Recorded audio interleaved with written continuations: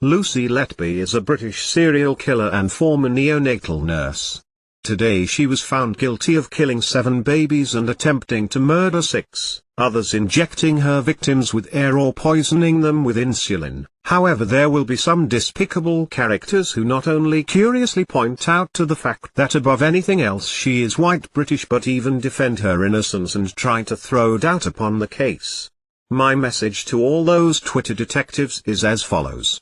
I couldn't care less about your toilet phone research. I could not care less what skin color she is, although I realize of course that had she been of ethnic background your racist tirade would have no end.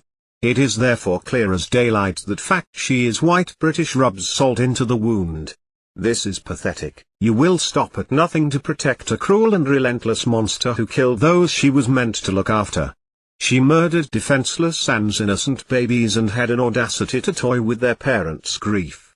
Lucy Letby is the most persistent child killer in modern British history and one of the most notorious female murderers of the last century. Lucy Letby is not just a murderer but a coward, whose failure to face her victims' families, refusing to hear their impact statements and society's condemnation, is the final insult.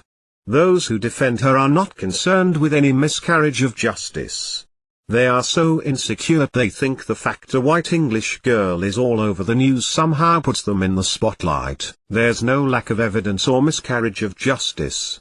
The only flawed scientific evidence which the jurors were meant to have been presented with does exist, but only in your head. What instantly strikes me about you is your well-known mistrust to facts and anything that falls outside your social media gossip and Chinese whispers.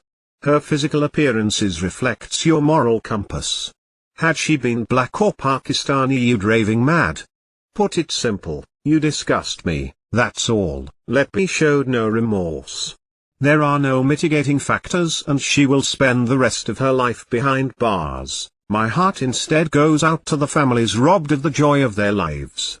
They've put their trust in someone who was supposed to look after their newborns. Someone who instead had ruthlessly killed them and committed gross breach of the trust that we all place in those who work in the medical and caring professions. Loving parents have been robbed of their children, and others have to live with the consequences. I applaud more than a dozen relatives of Letby's victims sat in the public gallery for the hearing today and the jurors who returned to see the sentencing.